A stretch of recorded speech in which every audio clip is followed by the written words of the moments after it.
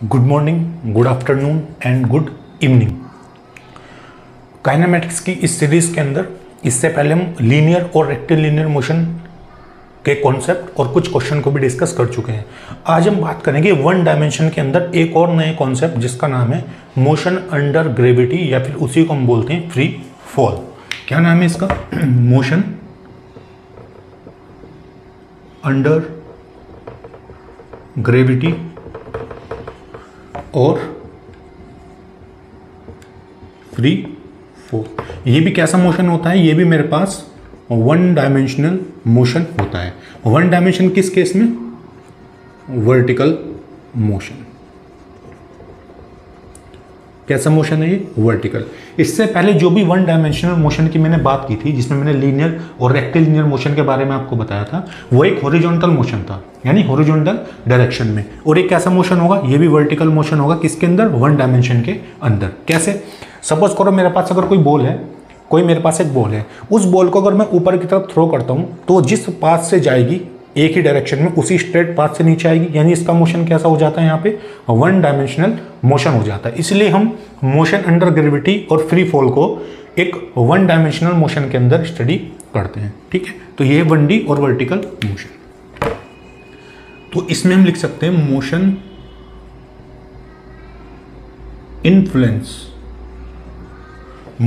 Influence by gravity is called free fall. ये लिख सकते हैं, motion influence by gravity is called free fall. दूसरा क्या है? इसके अंदर एक चीज और ध्यान रखनी है, absence of air resistance. absence of air resistance, all falling body having same acceleration. अगर किसी बॉडी के ऊपर अगर हम एयर रेजिस्टेंस को नेगलेक्ट कर दें, तो उस केस में जितनी भी बॉडी को हम ऊपर से नीचे की तरफ थ्रो करेंगे, सबके ऊपर जो एक्सेलरेशन होगा वो कैसा रहेगा? सेम रहेगा। ठीक है, और चाहे आप नीचे से ऊपर की तरफ थ्रो करें तब भी एक्सेलरेशन मेरे पास कैसा होगा? तब भी सेम होगा। ठीक है, अब डायरेक्शन कैसे देखेंगे इसकी? देखो, अगर ये रेफरेंस लाइन तो उससे ऊपर वाली यानी अपवर्ड डायरेक्शन क्या लेंगे? पॉजिटिव। और डाउनवर्ड डायरेक्शन कैसी लेंगे? डाउनवर्ड डायरेक्शन लेंगे निगेटिव। तो अपवर्ड डायरेक्शन हो जाएगी पॉजिटिव और डाउनवर्ड डायरेक्शन मेरे पास हो जाएगी निगेटिव। और यहाँ पे जो एक्सेलरेशन होगा वो होगा -g equal to -9.81 metre per second square, या फिर कहीं बहुत सी जगह पे आपको ये भी मिलेगा -10 metre per second square. Calculation easy करने के पर्पज से 9.8 को हम 10 भी कंसिडर कर लेते हैं, लेकिन ए हमेशा यहाँ पे लेंगे निगेटिव। क्यों? क्योंकि अगर किसी बॉडी को चाहे मैं ऊपर की तरफ थ्रो करूँ चाहे नीचे की तरफ, हमेशा जो जी एक्ट करेगा वो डाउनवर्ड डायरेक्शन में एक्ट करता है। ए हमेशा किधर एक्ट करेगा? ये जो जी होगा डाउनवर्ड डायरेक्शन में एक्ट करेगा हमेशा। और जी अगर डाउनवर्ड होगा तो जी का साइन कैसा लेंगे हम? निगेटिव लेंगे। यानी बॉडी कुछ भी हो, वेदर बॉडी मूव अपवर्ड और downward, whether body move upward और डाउनवर्ड, हमेशा ए की वैल्यू हम क्या लेंगे? -9.81, यानी ए का साइन कैसा लेंगे? निगेटिव लेंगे। तो ये तो एक बात हो गई। अब दूसरी बात क्या है? अगर इक्वेशन ऑफ मोशन की बात करूं फ्री फॉल के केस में, तो वो भी हम यहाँ पे अप्लाई कर सकते हैं। कैसे? जैसे v इक्वल टू होता है मेरे पास u प्लस AT। क्या होता है v equal to? u plus AT। तो v इक्वल टू यहाँ पे क्या हो जाएगा? u, और a की वैल्यू कितनी यहाँ से? -g, तो -g इंटू t। तो ये इक्वेशन नंबर 1 आ गया मेरे पास। ठीक है, सेकेंड इक्वेशन ऑफ मोशन मेरे पास क्या थी? s equal to ut plus half AT square, ये मेरे पास होगी। अब क्योंकि मोशन अपवर्ड डायरेक्शन में है तो s को हम क्या लेंगे? y minus y naught equal to ut minus half gt square, ये आएगा मेरे पास। इसको बोल देंगे equation number 3। s equal to ut plus half AT square. s मेरे पास होता था डिस्प्लेसमेंट, तो y final position minus initial position. y क्यों लिया? क्योंकि अपवर्ड वर्टिकल डायरेक्शन में मोशन हो रहा है। वर्टिकल डायरेक्शन में किसको कंसिडर करते हैं? वाई को कंसिडर करते हैं। एक मेरे पास होता है v square equal to u square plus 2as। तो यहाँ पे क्या लिखेंगे, v square equal to u square minus 2g y minus y naught, v square equal to u square minus 2g y minus y naught. जहाँ पे y मेरे पास क्या है, यहाँ पे मैं लिख देता हूँ इधर, y मेरे पास क्या है, y मेरे पास है position of particle at t equal to 0। यानी जब मेरे पास इनिशियल कंडीशन होगी y नॉट, जब मेरे पास इनिशियल कंडीशन होगी, ये है position of particle when time equal to 0, और y मेरे पास क्या है, position of particle at time equal to t। तो y मेरे पास क्या है, y मेरे पास है position of particle at time t। ठीक है, तो छोटी सी बात आपको याद रखनी है। अभी ये एक इक्वेशन ऑफ मोशन को मैंने आपको यहाँ पे लिख करके बताया कि कैसे फ्री फॉल के केस में इसको थोड़ा सा कन्वर्ट कर सकते हैं। लेकिन याद आपको क्या रखना है, बस ये याद रखना है कि एक्सेलरेशन जो मेरे पास होगा उसको हम लेंगे निगेटिव, यानी उसकी वैल्यू हम रखेंगे -g। ठीक है, तो इसको नोट करो, फिर देखते हैं क्या कितने तरीके से यहाँ पे इसके कुछ कंक्लूजन है, वो भी मैं आपको यहाँ पे लिखा देता हूँ। तो उसको नोट करो, फिर चलते हैं आगे।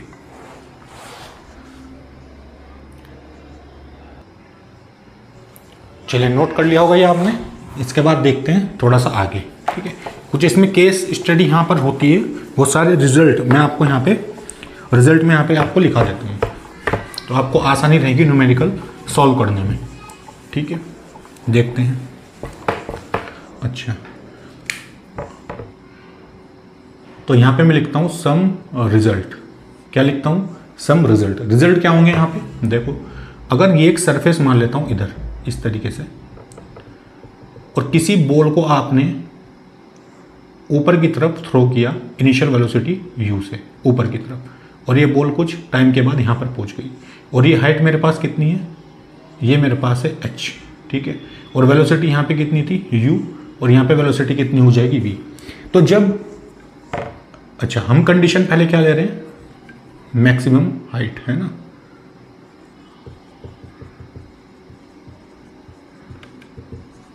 Maximum height h।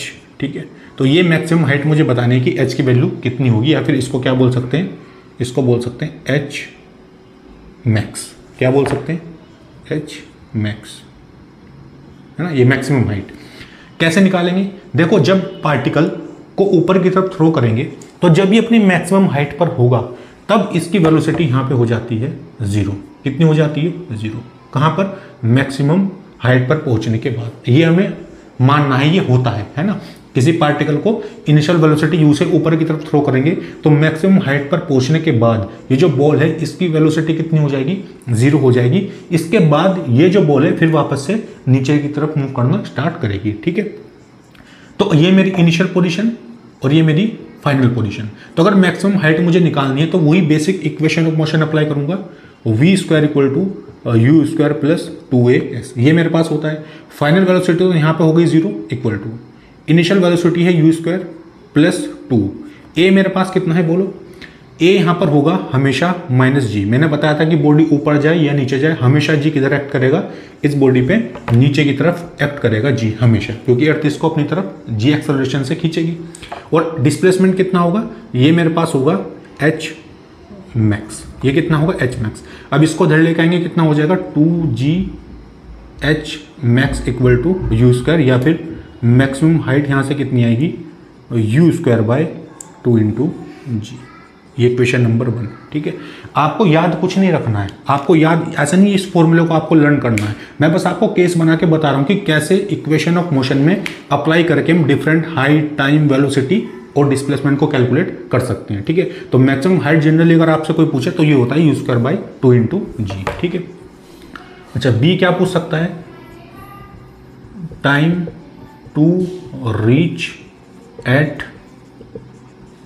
Height h, कि किसी पार्टिकल को इनिशियल पोजीशन से फाइनल तक जाने में हाइट तो होगी यू स्क्वायर बाई 2g, तो टाइम कितना लगेगा। टाइम कैसे निकालेंगे, इक्वेशन ऑफ मोशन यूज कर सकते हैं, v equal to u plus a t. ये तो हो जाएगा 0, ये हो जाएगा u प्लस एक्सेलरेशन कितना है -g, और ये मेरे पास होगा स्मॉल t। तो इसको धर लेके जाएंगे, कितना होगा, gt इक्वल टू u, और t की वैल्यू कितनी आएगी, u बाय g। कितनी आएगी, u बाई जी। ये वो टाइम है जब आप इनिशियल से फाइनल तक ये मैक्सिमम हाइट तक पहुंचेगा। लेकिन अगर मैं टोटल टाइम ऑफ फ्लाइट की बात करूं,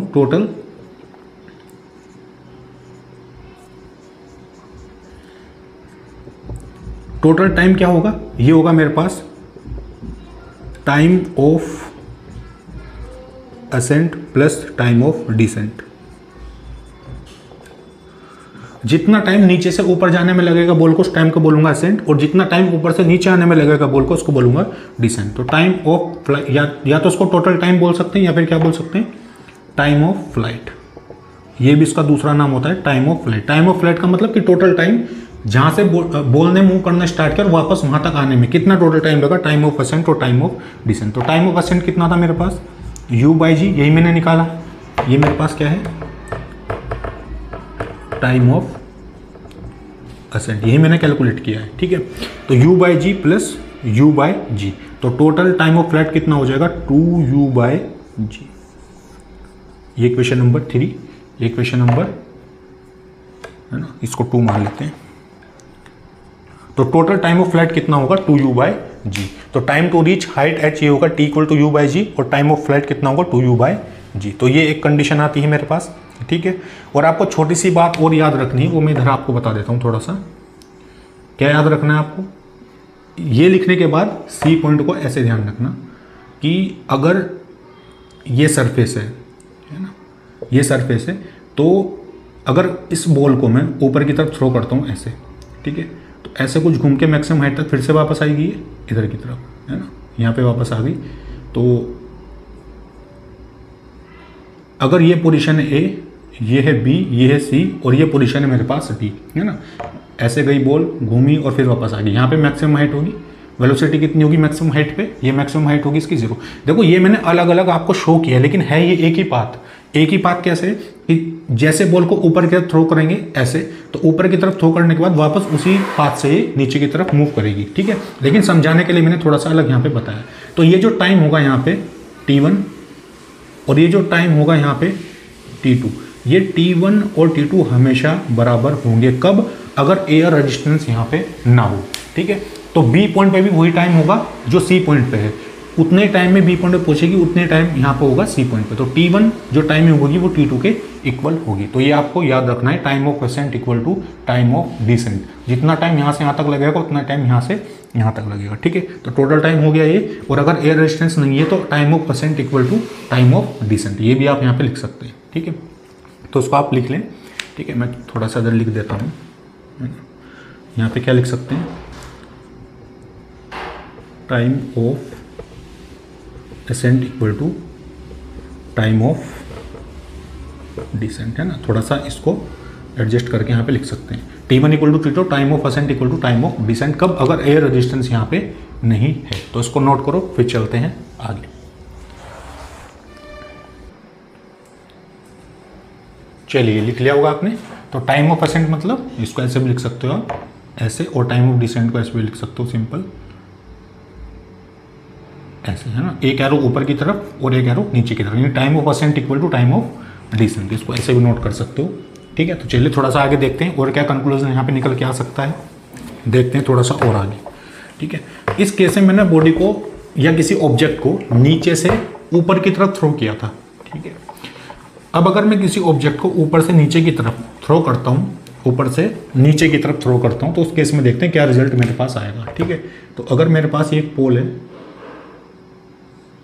ना, ये क्या है मेरे पास, एक पोल जिसकी हाइट कितनी है, स्मॉल h, ठीक है। कितनी हाइट है, स्मॉल h, और यहाँ से किसी बॉल को मैं नीचे की तरफ थ्रो करता हूँ, ठीक है। तो बॉल यहाँ पर पहुँच जाएगी कहीं पे थ्रो करने के बाद। तो यहाँ पर इनिशियल वेलोसिटी कितनी होगी, 0। इनिशियल वेलोसिटी कितनी होगी, 0, क्योंकि यहाँ से पार्टिकल को नीचे की तरफ थ्रो करेंगे। इसको ऐसे मान लो, ये कोई ऑब्जेक्ट है, यहाँ पे कोई मैन है, उस मैन के पास ये बॉल है, उस बॉल को ऊपर से नीचे की तरफ थ्रो करेगा। तो यहाँ पे वेलोसिटी कितनी मानी मैंने, v मानी, ठीक है। तो मुझसे क्या पूछा है, सबसे पहले मुझसे पूछेगा speed of particle, speed of particle reaching eight ground, है ना। ग्राउंड पर पहुंचने पर उसकी स्पीड कितनी होगी। तो कैसे निकालेंगे, ये लगा सकते हैं v square equal to u square plus 2s। ये मेरे पास इक्वेशन ऑफ मोशन है, ये निकालना है v square equal to initial velocity तो 0 हो जाएगी मेरे पास, प्लस 2। जब ये बॉल नीचे की तरफ आएगी तो जी हमेशा नीचे की तरफ एक्ट करेगा, तो ये होगा माइनस जी। अब क्योंकि ऊपर से नीचे आ रही तो डिस्प्लेसमेंट कैसा होगा, निगेटिव, ये होगा माइनस एच। ठीक है, तो ये हो जाएगा वी स्क्वायर इक्वल टू, ये आएगा 2gh, यानी वेलोसिटी कितनी होगी यहाँ पे, ये होगी अंडर रूट 2gh। कितनी वेलोसिटी होगी, अंडर रूट 2gh। तो ये कंडीशन आ गई। अच्छा, और क्या पूछेगा, टाइम टू रीच ग्राउंड, कि ग्राउंड पर पहुंचने तक टाइम कितना लगा, इनिशियल पोजीशन से लेके फाइनल पोजीशन तक आने में टाइम कितना लगा। तो टाइम कैसे निकालेंगे, मुझे पता है s equal to u t plus half a t square, ये इक्वेशन होती है मेरे पास। एस यहाँ पे कैसा है, निगेटिव, तो कैसा लेंगे, माइनस एच लेंगे, ये तो हो जाएगा 0 मेरे पास, प्लस ये आएगा हाफ, ए आएगा माइनस जी, और ये होगा टी स्क्वायर। तो अच्छा क्या लिखेंगे इसको, minus h equal to minus half g t square, negative से निगेटिव कैंसिल, तो ये टी स्क्वायर यहाँ से कितना आएगा, ये आएगा 2h बाय जी, यानी टी यहाँ से कितना होगा, अंडर रूट 2h बाय जी। ठीक है, ये इक्वेशन मेरे पास हो जाएगी सेकंड। तो इतना टाइम ऑब्जेक्ट को ऊपर से नीचे आने में लगेगा, और कितनी वेलोसिटी हो जाएगी नीचे आने पे, वो हो जाएगी अंडर रूट 2gh। ठीक है, तो ये कंडीशन होती है मेरे पास। अच्छा, एक इसमें नोट पॉइंट करके आप लिख सकते हैं, नोट पॉइंट करके मैं इधर बना देता हूँ। तो जैसे मेरे पास एक सरफेस है ना, जैसे हमने टाइम में देखा था कि time of ascent equal to time of descent. ठीक है, तो अगर किसी ऑब्जेक्ट को मैं ऊपर की तरफ ऐसे थ्रो करता हूँ और वापस यहीं पर आता है, वो एक स्ट्रेट पाथ है ऐसे, तो अगर ऑब्जेक्ट होगा यहाँ पर, ऑब्जेक्ट होगा यहाँ पर, सेम हाइट पर होंगे, और ऑब्जेक्ट जब होगा यहाँ पर और ऑब्जेक्ट अगर होगा यहाँ पर, तो ऐसे ऐसे, तो मैक्सिमम हाइट पे तो वेलोसिटी 0 हो जाएगी। तो यहाँ से वेलोसिटी कितनी है u, और यहाँ पे वेलोसिटी कितनी है v। तो जब वापस आएगा तो वापस आने पे इसको मान लेते हैं v1, तो वापस आने पे भी वेलोसिटी रहेगी v1, और वापस आने पे भी इनिशियल वेलोसिटी रहेगी u1, यानी सेम पॉइंट पे वेलोसिटी कैसी रहती है। तो यहाँ पे लिख सकते हैं स्पीड ऑफ पार्टिकल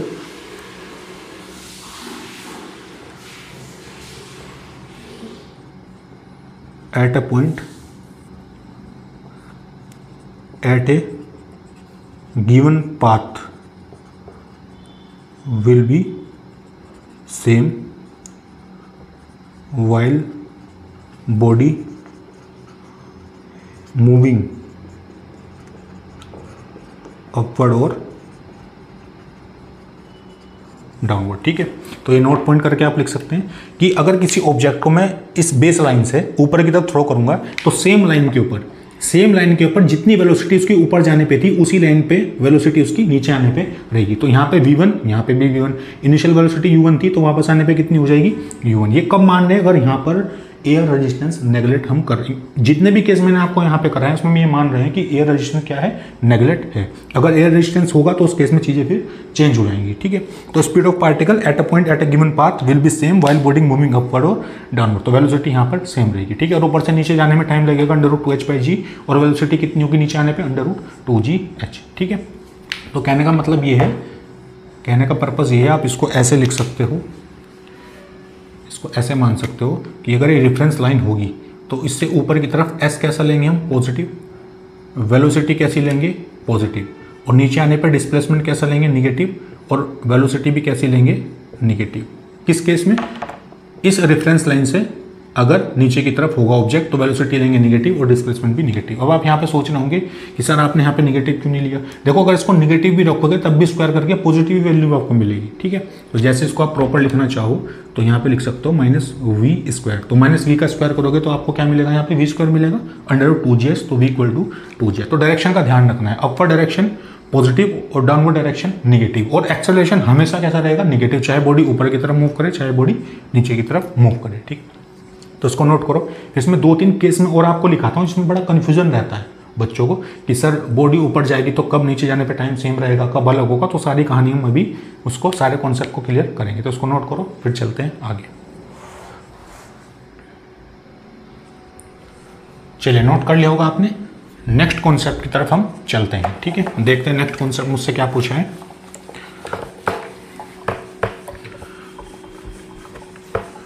अब कुछ नोट पॉइंट करके मैं आपको लिखाता हूँ। ठीक है, तो ध्यान से सुनना आप लोग और याद रखना ये जो रिजल्ट यहाँ पर मैं शो करूँगा, ठीक है। देखो नोट पॉइंट 1 क्या है, नोट ए, ठीक है। बड़े ध्यान से सुनना मेरी बात को, जब तक क्लियर नहीं होगा तब तक एक एक चीज़ बड़े ध्यान से देखेंगे यहाँ पे, ठीक है। तो ये अगर मेरे पास है सरफेस इस तरीके से, ठीक है, ये सरफेस है और यहाँ पर आपके पास है एक आयरन बॉल, क्या है, आयरन बॉल, जिसका रेडियस कितना है, ये है मेरे पास R1, ठीक है। इसका भी रेडियस है R और यहाँ पर दूसरी बॉल है, ये मेरे पास क्या है, वुड बॉल, कैसी है, वुड बॉल, इसका भी रेडियस कितना है R, ठीक है। ये नीचे सरफेस है, ठीक है। अब ये ऊपर से जब नीचे की तरफ आएंगी, ऊपर से जब ये बॉल नीचे की तरफ मूव करेगी और दोनों के लिए हाइट भी कैसी है, यहाँ पे दोनों के लिए हाइट भी कैसी है, सेम है, ठीक है। आपको ये बताना है कि ये जो आयरन बॉल है और ये वुड बॉल है और दोनों का रेडियस कैसा है, रेडियस सेम, दोनों के लिए रेडियस बिल्कुल कैसा है, सेम है। तो आपको क्या बताना है, आपको बताना कि which ball will be reach first at the ground, ठीक है, which ball will be reach first at ground, कि इन आयरन और वुड बॉल में से कौन से वाली बॉल सबसे पहले ग्राउंड के ऊपर आएगी, ठीक है।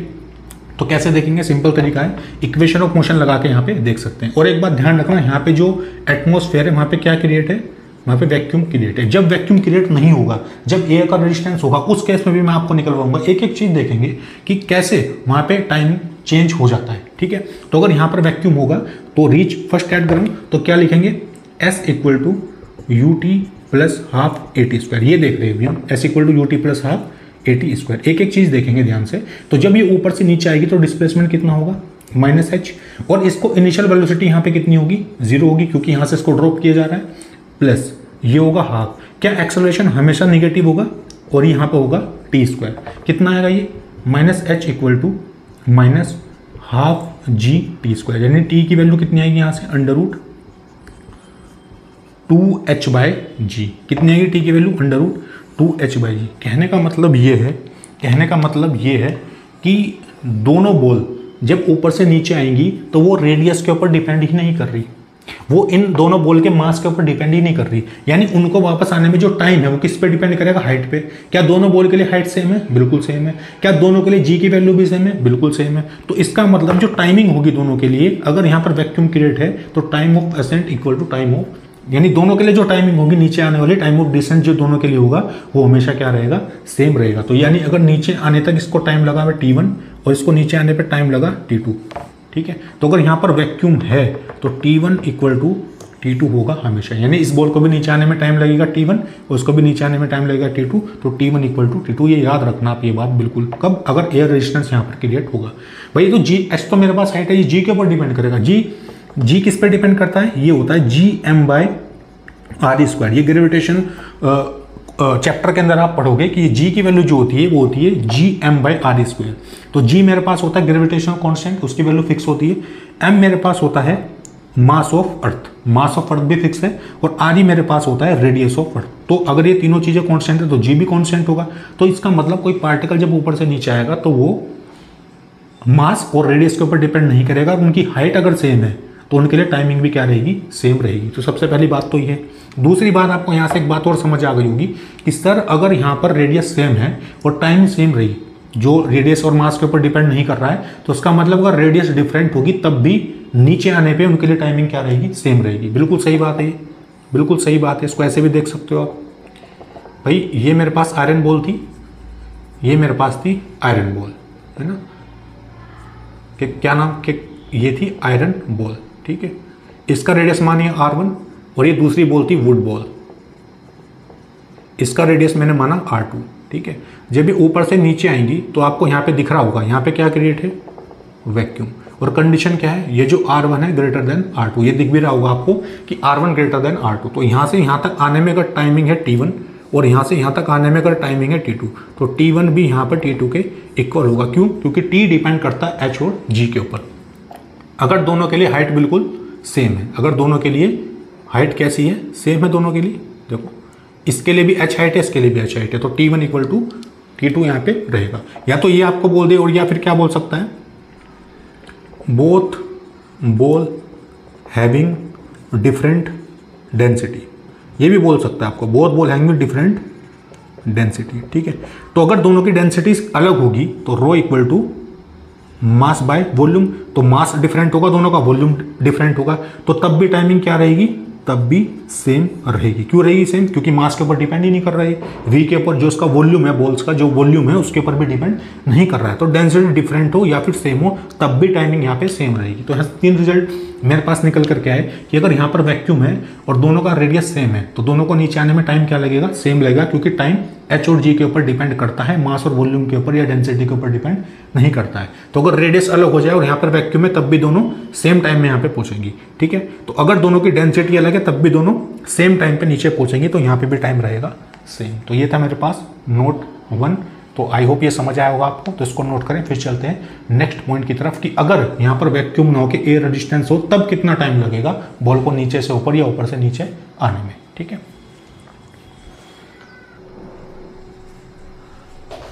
चलिए आगे देखते हैं और क्या होगा इसके अंदर, और क्या नोट पॉइंट यहाँ पर हो सकता है उसको भी थोड़ा देख लेते हैं, ठीक है। अब देखते हैं कि अगर एयर रेजिस्टेंस प्रेजेंट होगा, अगर एयर रेजिस्टेंस प्रेजेंट होगा तो उस केस में टाइम ऑफ एसेंट और टाइम ऑफ डिसेंट, यानी ऊपर जाने का टाइम और नीचे जाने के टाइम में क्या रिलेशन होगा उसको यहाँ पर देखेंगे, ठीक है। तो यहाँ पे लिखें if note point b, if air resistance present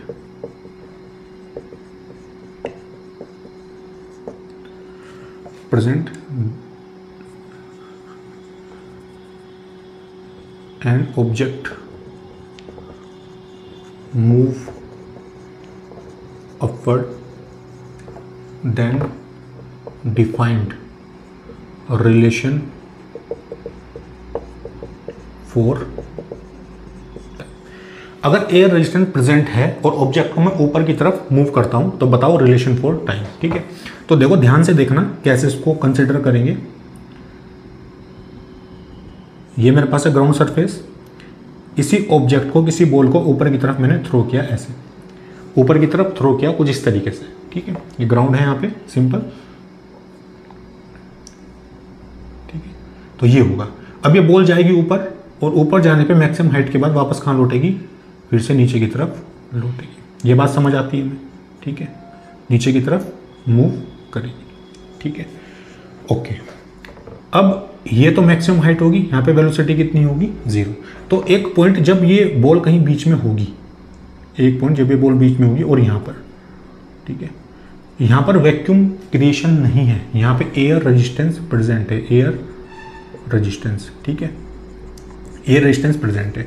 तो अब ये बॉडी अगर ऊपर की तरफ जा रही है तो उसका एक्सेलरेशन कहाँ होगा, ऊपर की तरफ होगा, सही बात है। अगर ये ऑब्जेक्ट ऊपर की तरफ मूव करेगा तो मैंने बताया था कि जो जी है, जो जी है या फिर जो मेरे पास होगा एम जी, हमेशा किधर एक्ट करेगा, नीचे की तरफ एक्ट करेगा, ठीक है। अब एक बात ध्यान रखना कि जिस भी डायरेक्शन में आप ऑब्जेक्ट को मूव करोगे उसके अपोजिट डायरेक्शन में एयर रेजिस्टेंस का फोर्स एक्ट करता है, उसके अपोजिट डायरेक्शन में। तो अगर बॉडी को ऊपर थ्रो करोगे तो एयर रेजिस्टेंस किधर लगेगा, फोर्स नीचे की तरफ। तो एयर रेजिस्टेंस किधर लगेगा, फोर्स ऑफ एयर रेजिस्टेंस वो लगता है नीचे की तरफ।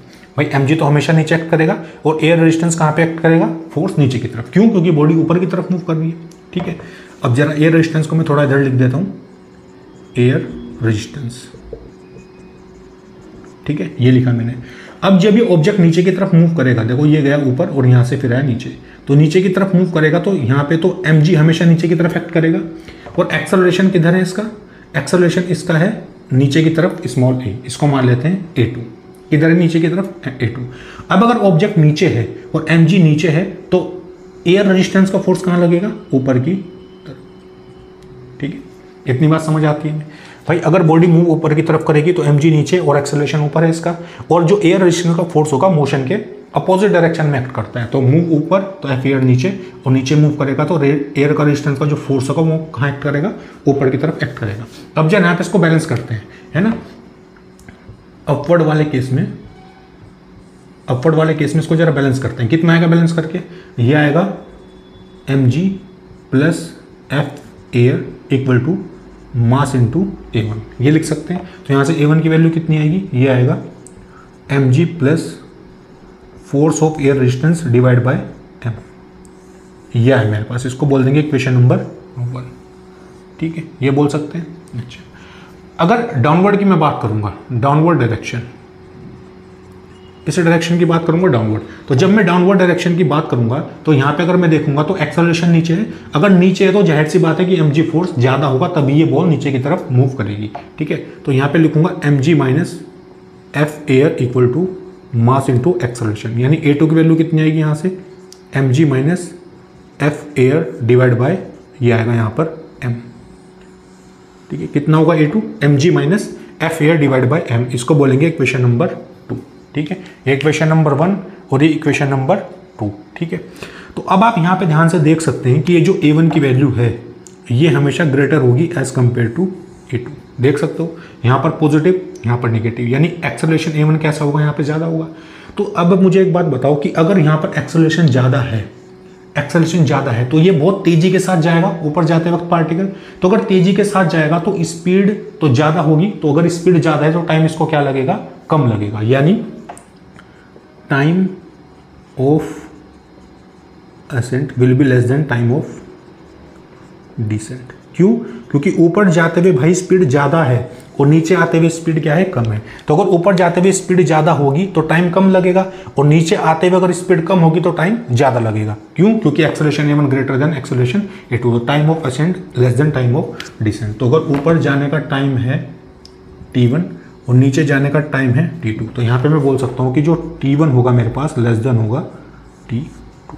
ठीक है, तो ये मेरे पास रिजल्ट था, इसको भी आप याद रखेंगे कि अगर रेजिस्टेंस नहीं है तो तब दोनों के लिए टाइमिंग सेम रहेगी, असेंट और डिसेंट के लिए, और अगर एयर रेजिस्टेंस होगा तो time of ascent will be less than as compare to time of descent. ठीक है, तो उसको नोट करो, फिर चलते हैं नेक्स्ट कॉन्सेप्ट की तरफ।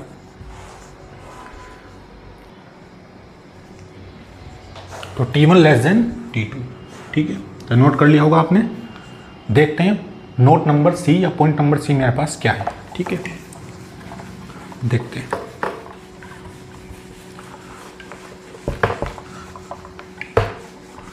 पॉइंट नंबर सी मेरे पास होगा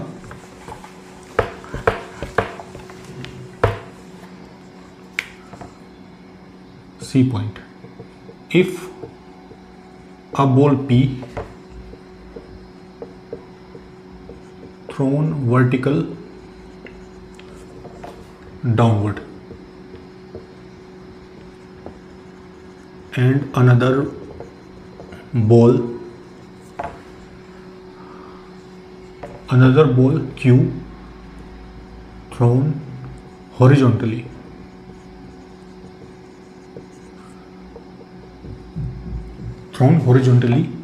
at a same time at same height, which one reach at ground first. तो आपका क्या बताना है कि अगर एक बॉल P है मेरे पास, अगर मैं थोड़ा सा डायग्राम यहाँ पे बनाता हूँ इस तरीके से, ऐसा डायग्राम बना देते हैं। सपोज करो ये मेरे पास क्या है, पोल है ना, इस तरीके से पोल है और इसकी हाइट कितनी है, यहाँ पे इसकी हाइट है मेरे पास h। कितनी हाइट है, h। तो एक पार्टिकल को तो यहाँ से इन्होंने जो P पार्टिकल है उसको थ्रो किया नीचे की तरफ ऐसे, और एक को हॉरिजॉन्टल थ्रो किया ऐसे, है ना। जो पार्टिकल Q है ये जाएगा नीचे और एक पार्टिकल Q है इसको फेंका इधर की तरफ। ठीक है, तो क्या बताना है कि अगर इसको ऐसे थ्रो करेंगे तो कुछ ऐसे मूव करता करता पहुंचेगा ये अर्थ की सरफेस पे, क्योंकि ग्रेविटी यहाँ पे एक्ट करेगी, ऐसे पहुंचेगा यहाँ पे। तो क्या बताना है आपको, आपको बताना है कि P और Q में से कौन जल्दी यहाँ पे पहुंचेगा, कौन जल्दी यहाँ पे पहुंचेगा, किसकी टाइमिंग यहाँ पे कम रहेगी। ठीक है, तो अगर P की मैं बात करता हूँ, इस P पॉइंट की मैं बात करता हूँ इधर की तरफ, नीचे की तरफ, तो इनिशियल वेलोसिटी यहाँ पे कितनी है, 0 है। अच्छा, तो यहाँ पे अगर मैं अप्लाई करता हूँ SY equal to UYT plus half AYT square, ये लिख सकते हैं। तो ये अगर टाइमिंग T1 मान लेता हूँ मैं, T1, तो SY कितना है नीचे की तरफ, ये होगा माइनस H इक्वल टू, ये तो हो जाएगा 0 प्लस हाफ AY कितना है, माइनस G, तो नीचे की तरफ एक्ट करेगा, और ये होगा T1 स्क्वायर। तो यहाँ से मेरे पास कितना होगा, ये होगा H equal to T1 square G by 2। तो T1 यहाँ पे कितना होगा, अंडर रूट 2h/g। कितना होगा यहाँ पे √2h/g T1 के लिए। Q के लिए देख लेते हैं। देखो ये तो हॉरिजॉन्टल वेलोसिटी होगी ux, और नीचे की तरफ कितनी होगी, ये तो मेरे पास होगी 0। भाई नीचे वाली वेलोसिटी तो 0 होगी क्योंकि उसको हॉरिजॉन्टल डायरेक्शन में थ्रो किया है, और यहाँ पे u/0 है क्योंकि रेस्ट की कंडीशन से यहाँ पे थ्रो किया। तो अगर यहाँ पे मैं निकालना चाहूँ इसके लिए uy = uy t2 plus half, ये T1 है, और उसके लिए टाइमिंग कितनी मान लेता हूँ मैं, T2 मान लेता हूँ, हाफ a/t2 स्क्वायर। तो sy कितना है, ये है मेरे पास -h 0 प्लस हाफ ay कितना है यहाँ पे, ये -g, और ये होगा t2 स्क्वायर। तो t2 की वैल्यू कितनी आएगी यहाँ से, ये आएगी 2h/g। कितनी वैल्यू आएगी t2 की, 2h/g। ये मेरे पास होगी इक्वेशन नंबर 1 और ये होगी इक्वेशन नंबर 2। तो यहाँ से T1 = T2 आएगा। इसका मतलब ये है कि अगर किसी ऑब्जेक्ट को वर्टिकली डाउनवर्ड में थ्रो करूंगा और चाहे इसको किसी इनिशियल वेलोसिटी से हॉरिजॉन्टल थ्रो करता हूँ, ग्राउंड पे दोनों के दोनों सेम आएंगे। कब, अगर यहाँ पे एयर रेजिस्टेंस नेगलेक्ट में करता हूँ, एयर रेजिस्टेंस नेगलेक्ट, इस केस में अगर एयर रेजिस्टेंस होगा तो फिर चीज़ें थोड़ी सी चेंज हो जाएंगी, है ना, एयर रेजिस्टेंस नेगलेक्ट, है ना। तो दोनों के लिए टाइमिंग क्या रहेगी, सेम रहेगी। तो टाइमिंग की अगर बात करेगा तो दोनों कंडीशन में टाइमिंग क्या आएगी मेरे पास, सेम आएगी, ठीक है। चलिए अब मुझे एक बात बताओ कि टाइमिंग तो दोनों की सेम हो गई, लेकिन स्पीड किसकी ज़्यादा होगी, स्पीड किसकी ज़्यादा होगी, ये कैसे बताएंगे, ठीक है। तो इसको भी देख लेते हैं थोड़ा सा। चलिए नोट कर लिया होगा आपने।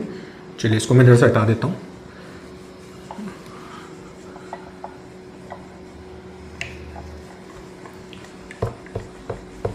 इसको थोड़ा सा बना लेंगे दोबारा से, देखते हैं यहाँ पे क्या होगा।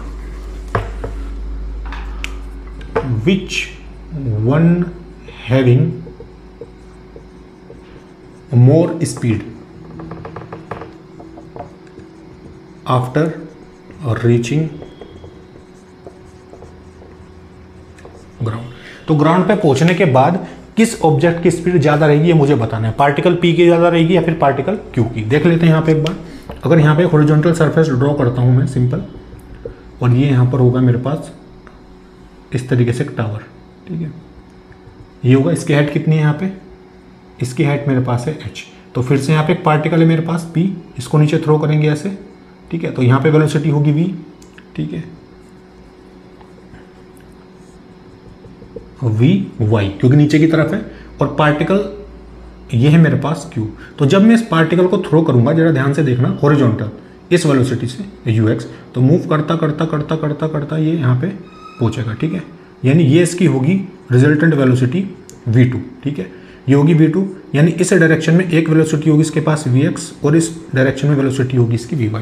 जस्ट टकराने से पहले अगर ये ऐसे मूव करेगा तो नेट वेलोसिटी होगी v2, तो इसका एक कंपोनेंट होगा x इधर और एक कंपोनेंट होगा y इधर। अगर ये एंगल थीटा मान लेते हैं सपोज, तो एक कंपोनेंट होगा vx और एक कंपोनेंट होगा vy, ठीक है।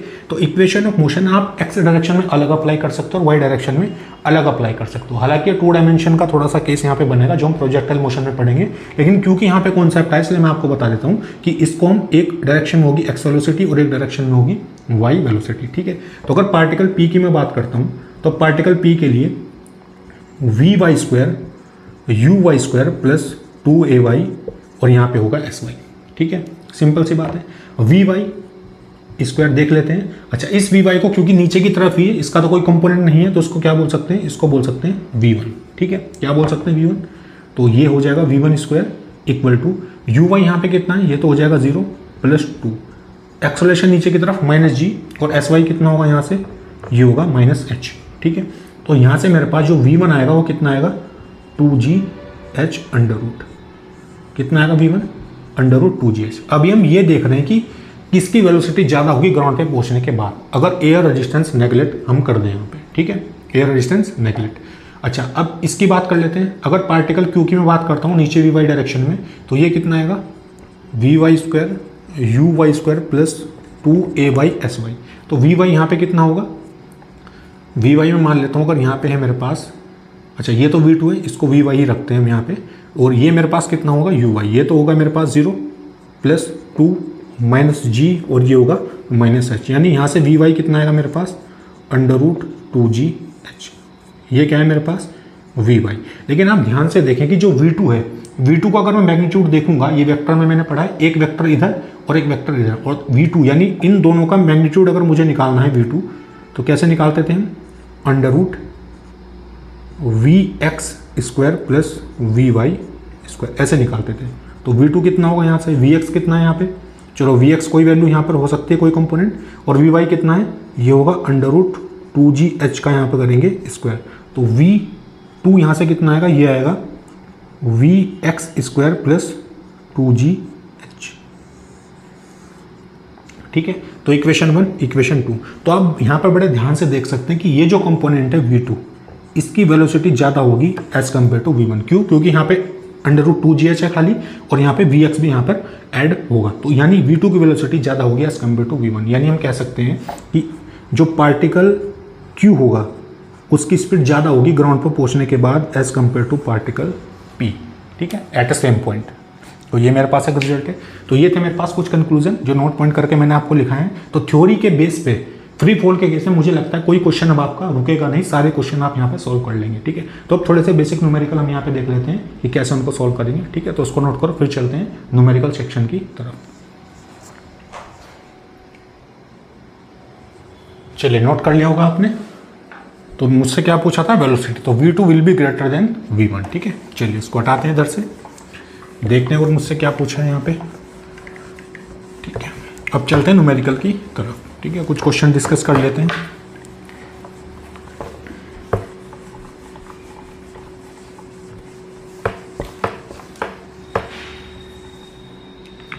ठीक है, तो क्वेश्चन नंबर 1 यहाँ पे देख लेते हैं क्या दिया है मुझे। क्वेश्चन आपकी स्क्रीन के ऊपर आ जाएगा, तो उसको पढ़ने के बाद एक बार ट्राई करें आप। Stone is drop from a balloon going up with a uniform velocity 5 metre per second. If the balloon was 50 meter high when the stone was dropped, find its height when the stone hits the ground। तो पहले situation बना लेते हैं। तो सबसे पहले आपको figure यहाँ पे ड्रॉ करना है। ठीक है, तो ये एक बैलून है मेरे पास ऊपर की तरफ, इस तरीके से ये यहाँ पे बैलून है। ठीक है, और ये हाइट मुझे कितनी दी है यहाँ पे, ये हाइट मुझे दी है 50 मीटर। ठीक है, तो यहाँ से एक स्टोन को उन्होंने ड्रॉप किया। ये मेरे पास क्या है, स्टोन, और ऊपर की तरफ वेलोसिटी कितनी है इसकी, 5 मीटर पर सेकेंड। कितनी वेलोसिटी है, 5 मीटर पर सेकेंड। और जी की वैल्यू कितनी दी है यहाँ पे, जी दिया है 10 मीटर पर सेकेंड स्क्वायर। मुझे बताना है find the height when it's stone hits the ground. ठीक है, तो जब ये स्टोन नीचे हिट करेगा तो आपको बताना है कि बैलून की टोटल हाइट कितनी होगी, बैलून की टोटल हाइट कितनी होगी। ठीक है, तो अब अगर इसको यहाँ से थ्रो करेंगे तो इसकी भी इनिशियल वेलोसिटी कितनी होगी, इनिशियली 5 मीटर पर सेकेंड जो बैलून की है, क्योंकि स्टोन किसके अंदर है, बैलून के अंदर है। ठीक है, अभी यहाँ पर पहुँचेगा नीचे यहाँ पर। तो सबसे पहले क्या करेंगे, S equal to u t plus half a t square. पहले टाइमिंग हम निकाल लेते हैं कि स्टोन को यहाँ से यहाँ तक आने में कितना टाइम लगा। ठीक है, तो अगर मैं यहाँ पे लिखूंगा तो S कितना है यहाँ पे -50 इक्वल टू U कितना होगा यहाँ से 5 इंटू टी प्लस हाफ, ए की वैल्यू कितनी होगी -10, और ये होगा मेरे पास टी स्क्वायर। तो कितना होगा -50 इक्वल टू 5t, ये होगा -5t स्क्वायर। -5t स्क्वायर इसको धर लेके जाएंगे, ये होगा 5t स्क्वायर -5t और -50 इक्वल टू 0। 5 से डिवाइड कर देते हैं, t square minus t minus 10 equal to 0। ठीक है, अब टाइम की वैल्यू कैसे निकालेंगे, यहाँ पे अप्लाई कर सकते हैं, t इक्वल टू -b, ये हो जाएगा -1 plus minus under root b square, यानी -1 स्क्वायर -4, a कितना है यहाँ से 1, और c यहाँ पे कितना होगा -10 अपॉन यहाँ पे कितना होगा 2, यहाँ पे आएगा 2 है। तो ये हो जाएगा t equal to -b plus minus under root b square minus 4ac upon 2 into a. तो ये वैल्यू कितनी आएगी, ये होगी -1 प्लस माइनस अंडर रूट, ये आएगा 1 और ये होगा +40 और डिवाइड बाय होगा 2। तो t यहाँ से कितना आएगा -1 प्लस माइनस अंडर रूट 41/2, ये वैल्यू आएगी मेरे पास। तो एक बार t1 क्या लेंगे हम, -1 लेंगे प्लस और रूट 41/2, और एक बार क्या लेंगे t2 equal to -1 minus root 41/2। तो ये तो t2 की वैल्यू यहाँ से कितनी आएगी, ये आएगी निगेटिव, और टाइम निगेटिव नहीं हो सकता है तो उसको नेगलेक्ट कर देंगे, और यहाँ से जो वैल्यू सॉल्व करके आएगी वो आएगी 3.7 सेकेंड, अप्रोक्स इतनी आएगी 3.7 सेकेंड, यानी इतना टाइम लगेगा स्टोन को ऊपर से नीचे आने में। अब जितने टाइम में स्टोन निकलने के बाद नीचे से यहाँ पर आएगा, उतने ही टाइम में बैलून भी तो ऊपर की तरफ मूव करेगा। तो बैलून कितना डिस्प्लेस होगा इतने टाइम में, तो निकाल सकते हैं displacement equal to velocity into time, ये होता है फॉर्मूला मेरे पास। तो x इक्वल टू कितना होगा, वेलोसिटी कितनी है वहाँ पे मेरे पास है 5 और कितना टाइम है 3.7, तो ये वैल्यू कितनी आएगी अप्रोक्स, ये आएगी 18.5 मीटर, अप्रोक्स इतनी आएगी 18.5 मीटर। यानी जितने टाइम में स्टोन ऊपर से नीचे आएगा इतने में बैलून कितना ऊपर मूव करेगा 18.5। और टोटल हाइट मुझे बैलून की बतानी है, कितनी, टोटल हाइट ऑफ बैलून। तो टोटल हाइट ऑफ बैलून कितनी होगी यहाँ पे, अगर टोटल हाइट ऑफ बैलून को मैं कैपिटल H बोलता हूँ तो ये मेरे पास होगा 50 मीटर, प्लस जितने टाइम में स्टोन नीचे आया उतने टाइम में बैलून ऊपर भी मूव किया होगा कितना 18.5, क्योंकि बैलून तो लगातार मूव कर रहा है ऊपर की तरफ, तो ये होगा 18.5। तो H की वैल्यू कितनी आएगी, ये होगा 68.5 मीटर। तो ये इतनी हाइट बैलून ऊपर की तरफ मूव करेगा। ये मुझे सिंपल सा सवाल यहाँ पे दिया था, ठीक है। तो उसको नोट करो, फिर चलते हैं नेक्स्ट क्वेश्चन की तरफ। चलिए नेक्स्ट क्वेश्चन की तरफ चलते हैं, इसको नोट कर लिया होगा आपने। देखते हैं नेक्स्ट सवाल मुझे क्या दिया है, ठीक है।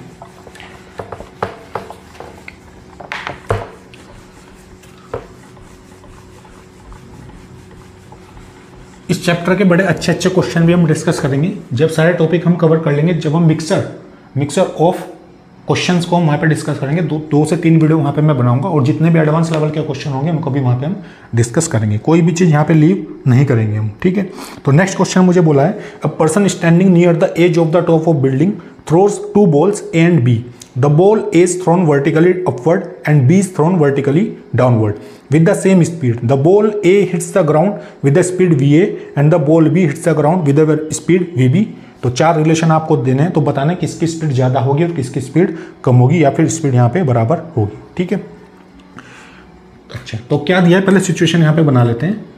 ए person standing near the edge, तो अगर यहाँ पर एक ग्राउंड है मेरे पास इधर की तरफ, तो यहाँ पर अगर एक पोल टाइप का मैं मान लेता हूँ इस तरीके से, ये पोल मान लेते हैं, और इसकी हाइट कितनी मान लेते हैं, h मान लेते हैं। तो यहाँ से ये जो मैन है जो यहाँ पे बैठा है, इसने एक बॉल को किधर फेंका, सीधा फेंका तो वर्टिकली डाउनवर्ड इस तरीके से, यहाँ पे वेलोसिटी भी है, और दूसरी बॉल को किधर फेंका, ऊपर की तरफ। तो ऊपर की तरफ जाने के बाद ये कुछ टाइम के बाद बॉल नीचे आएगी यहाँ पर, और सपोज करो यहाँ पे आने के बाद वेलोसिटी हो गई VB, ठीक है। तो ये सीधी, और ये बॉल 1, ये बॉल 2, ऐसे ये कंडीशन मुझे दी है। ये कंडीशन मुझे सवाल में बोली है कि standing near the edge top of the building thrown vertically upward and b thrown vertically downward, ठीक है। बी थ्रोन वर्टिकली डाउनवर्ड, इसको बॉल B मान लेते हैं और इसको मान लेते हैं बॉल A, ठीक है, ये मान लेते हैं। अच्छा, अब मुझे टाइमिंग बतानी है कि कौन ग्राउंड के ऊपर पहले, किसकी स्पीड यहाँ पे ज़्यादा होगी और किसकी स्पीड यहाँ पे कम होगी ग्राउंड पे पहुँचने के बाद, ठीक है। तो अगर मैं A के लिए बात करता हूँ, पहले A के लिए, तो क्या लिखेंगे, V square equal to U square plus 2AS, ये मुझे पता है। तो यहाँ पे वेलोसिटी है, अच्छा, ये होगी माइनस VA, क्योंकि नीचे की तरफ है, स्क्वायर इक्वल टू U कितनी है यहाँ पे, इसको अगर मैं मान लेता हूँ 0 स्क्वायर प्लस 2A कितना है यहाँ पे, क्योंकि नीचे की तरफ है तो हमेशा क्या होगा -G, और डिस्प्लेसमेंट भी कैसा है नीचे की तरफ, ये भी कितना होगा -H। तो यहाँ से VA कितना आएगा मेरे पास, ये आएगा 2GH, यानी VA की वैल्यू यहाँ से कितनी आएगी, √2GH। ये इक्वेशन 1 हो गई मेरे पास। अब पार्टिकल B की बात करते हैं, तो जब पार्टिकल B के लिए हम अप्लाई करेंगे, B के लिए, तो B के लिए अप्लाई करेंगे V square equal to U square plus 2AS। तो यहाँ पे एक बात ध्यान रखना, पार्टिकल की इनिशियल पोजीशन यही है A और B दोनों के लिए, और फाइनल यहाँ पर है। अब इसने ऊपर फेंका, तो ऊपर जाने के बाद पार्टिकल वापस कहाँ पे आया, ग्राउंड के ऊपर आया। तो इनिशियल और फाइनल के बीच का जो डिस्टेंस होता है, इसको क्या बोलते हैं, डिस्प्लेसमेंट बोलते हैं, ठीक है। तो अगर यहाँ पे वेलोसिटी है मेरे पास VB स्क्वायर, इनिशियल होगी 0 प्लस 2, A कितना है यहाँ पे -G, और S कितना होगा यहाँ पे, तो इनिशियल और फाइनल के बीच का शॉर्टेज डिस्टेंस जो होता है उसी को बोलता हूँ डिस्प्लेसमेंट। तो यहाँ पे तो ये भी H है, चाहे उसने भले ही ऊपर से, तो इनिशियल और फाइनल तो यहाँ पे सेम ही रहेगा, तो ये भी कितना हो जाएगा -H। तो VB यहाँ से कितना आएगा, ये आएगा √2GH। ये इक्वेशन नंबर 2। तो इक्वेशन 1 और 2 से आप बोल सकते हो कि जो V है मेरे पास, वो मेरे पास होगा V × B। तो यही मेरे पास आंसर होगा, जो भी ऑप्शन मैं आपको दिया है यहाँ पे, ठीक है। तो जो भी ऑप्शन आपको दिया है यहाँ पे, तो option number C will be the correct answer, ठीक है। तो ये मुझे दिया था सवाल में, तो दोनों की वेलोसिटी यहाँ पे क्या रहेगी, सेम रहेगी, क्योंकि S मेरे पास क्या होता है, डिस्प्लेसमेंट, इनिशियल और final position will be the same, ठीक है। तो इसको नोट करो, फिर चलते हैं नेक्स्ट क्वेश्चन की तरफ।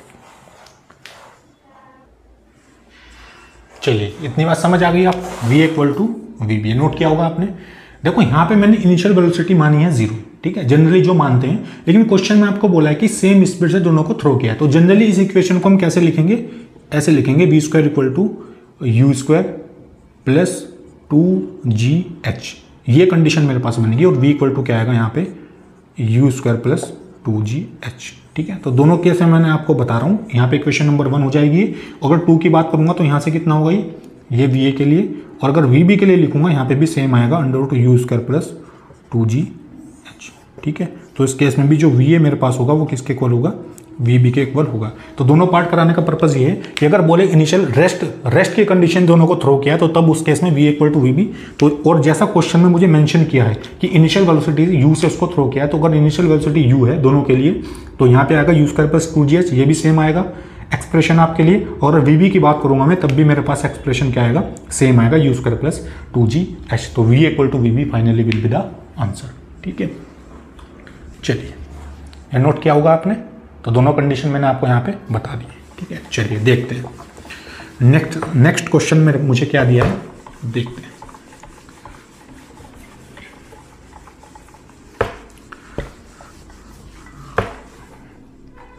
नेक्स्ट क्वेश्चन मुझसे बोला है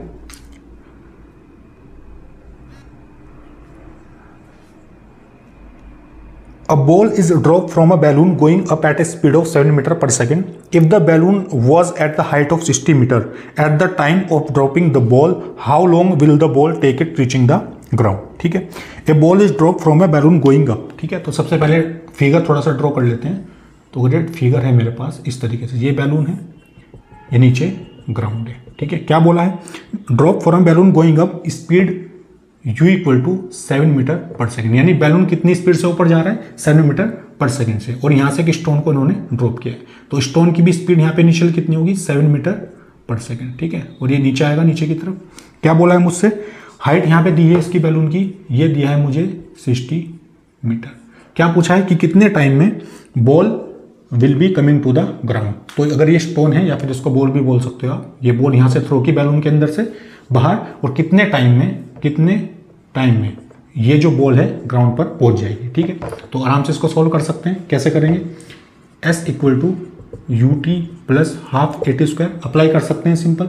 तो ये इनिशियल पोजीशन, ये फाइनल, तो नीचे की तरफ मूव कर रहा है, ये हो जाएगा -60, u कितना है 7 और ये है t प्लस हाफ। एक्सेलरेशन हमेशा कैसा होगा, नीचे की तरफ -10, और ये मेरे पास होगा t स्क्वायर। ठीक है, तो इसको क्या लिखेंगे, -60 इक्वल टू 7t, ये होगा -5t स्क्वायर। इसको इधर लेके जाएंगे, 5t स्क्वायर माइनस 7t और -60 इक्वल टू 0, ऐसे इक्वेशन यहाँ पर बनेगी। ठीक है, तो अप्लाई कर सकते हैं, t equal to -b plus minus under root b square minus 4c upon 2a, ये इक्वेशन अप्लाई कर सकते हैं। तो t कितना होगा, -b कितना होगा, यहाँ से बोलो, ये हो जाएगा 7 plus minus under root b square कितना होगा, -7 स्क्वायर लिखेंगे -4, a की वैल्यू कितनी है यहाँ पे 5 और c की वैल्यू कितनी है -60 अपॉन ये आएगा 2 × 5। तो t की वैल्यू कितनी होगी यहाँ से 7 प्लस माइनस अंडर रूट, ये कितना होगा 49, और ये प्लस कितना हो जाएगा, ये आएगा मेरे पास 1200 और नीचे मेरे पास आएगा 10।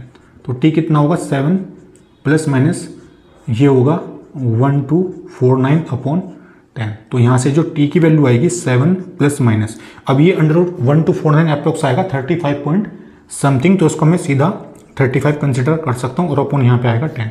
तो एक t की वैल्यू कितनी आएगी 7 प्लस 35/10, और एक t मेरे पास आएगा 7 माइनस 35/10। तो ये वैल्यू तो मेरे पास निगेटिव आएगी, ये आपको दिख रहा होगा यहाँ से, तो इसको तो कंसिडर नहीं करेंगे क्योंकि 7 -35 कुछ निगेटिव वैल्यू मुझे मिलेगी, और यहाँ पे कितना मिलेगा, यहाँ पे मिलेगा पॉजिटिव, कितना हो जाएगा ये 35 प्लस 7 42/10, यानी टाइम कितना आएगा यहाँ पे 4.2 सेकेंड। ठीक है, तो स्टोन को इनिशियल पोजीशन से फाइनल तक आने में कितना टाइम लगेगा, 4.2 सेकेंड यहाँ पर लगेंगे। तो इसको नोट करो, फिर चलते हैं नेक्स्ट क्वेश्चन की तरफ। चलिए, नोट किया होगा आपने, चलते हैं नेक्स्ट क्वेश्चन की तरफ। ठीक है, नेक्स्ट क्वेश्चन मुझे क्या बोला है, देखते हैं। सिंपल सा सवाल मैं डिस्कस करा रहा हूं आपको भी।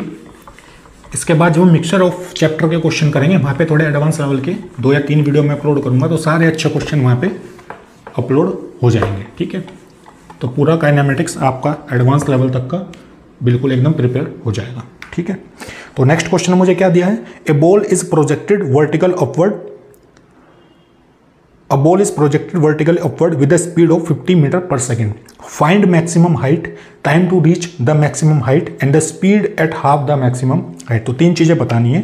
तो ball is projected vertical upward with a speed of 50 meter per second। ठीक है, तो अगर ये ग्राउंड है, यहाँ पे ये ग्राउंड है, तो एक यहाँ पर बॉल है, इस बॉल को ऊपर की तरफ कितनी स्पीड से थ्रो किया जाता है, ये किया जाता है 50 मीटर पर सेकेंड ऊपर जाने पर, है ना। ये ऊपर बॉल जाएगी और यहाँ पर जाने के बाद इसकी वेलोसिटी कितनी हो जाएगी, 0।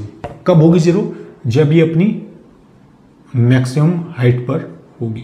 ठीक है, मैक्सिमम हाइट पर होगी, फिर किधर मूव करेगी, नीचे की तरफ मूव करेगी। तो मुझसे पूछा है मैक्सिमम हाइट, क्या पूछा है मुझसे, मैक्सिमम हाइट कितनी होगी। तो मैक्सिमम हाइट कैसे निकालेंगे, क्या यहाँ पे अप्लाई कर सकता हूँ v² = u² + 2s।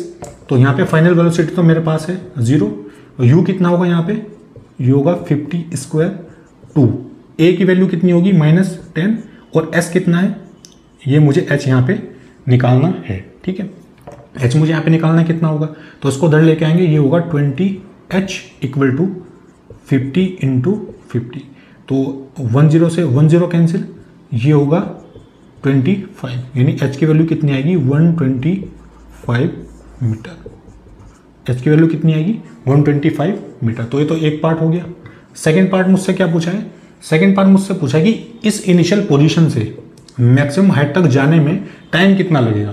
क्या पूछा है मुझसे, टाइम कितना लगेगा। तो अगर मुझसे टाइम पूछा है तो क्या लगा सकते हैं, यहाँ पे v = u + at अप्लाई कर सकते हैं। फाइनल वेलोसिटी है 0, इनिशियल कितनी है 50, प्लस एक्सेलरेशन कितना है -10, और t मुझसे पूछा है, तो उसको धर लाएंगे, कितना होगा 10t = 50, यानी t की वैल्यू कितनी आएगी यहाँ पे 50/10, यानी टाइम कितना आएगा, यहाँ पे आएगा 5 सेकेंड। यानी इतने टाइम में पार्टिकल नीचे से मैक्सिमम हाइट पर पहुंचेगा। ठीक है, फिर दूसरी कंडीशन मुझसे क्या पूछी है, मुझसे पूछा है, अच्छा दूसरी कंडीशन देख लेते हैं, कि एक पार्ट इसमें और है मेरे पास। हाँ, the speed at half the maximum height, क्या पूछा है मुझसे, स्पीड पूछी है हाफ द मैक्सिमम हाइट। ठीक है, तो एक बार जरा यहाँ से देखते हैं, क्या मैक्सिमम हाइट मेरे पास 125 मीटर आई है, ये बी पार्ट है ना। तो ये तो हाफ मैक्सिमम हाइट कहाँ पे होगी, सपोज करो ये है मेरे पास हाफ ऑफ मैक्सिमम हाइट।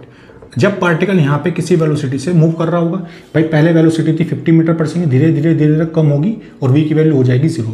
तो कहने का पर्पज ये है कि ये जो बीच वाली वेलोसिटी है मेरे पास, तो एक अगर कॉमन सेंस से अगर आप सोचो तो यहाँ पर वेलोसिटी जो है वो 50 मीटर पर सेकेंड से कम आएगी, क्योंकि ऊपर जाते वेलोसिटी कम हो रही है ना।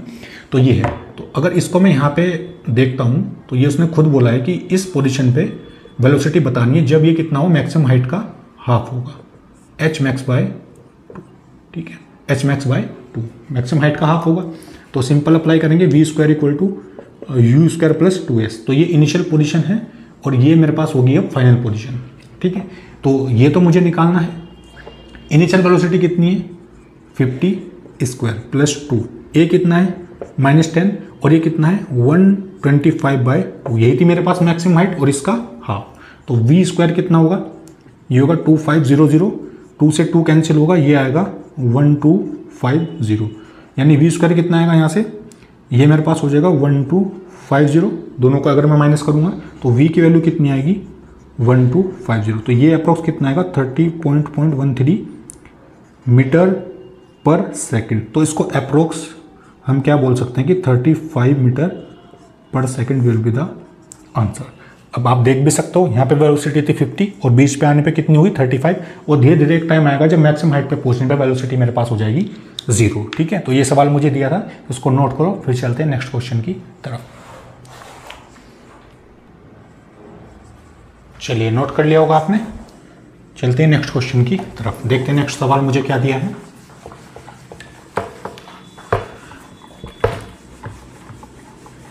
नेक्स्ट क्वेश्चन, नेक्स्ट सवाल मुझे दिया है, मुझे बोला है a stone is thrown vertically upward with a speed of 28 meter per second. Find the maximum height to reach by the stone. Velocity 1 second before it reach the maximum height.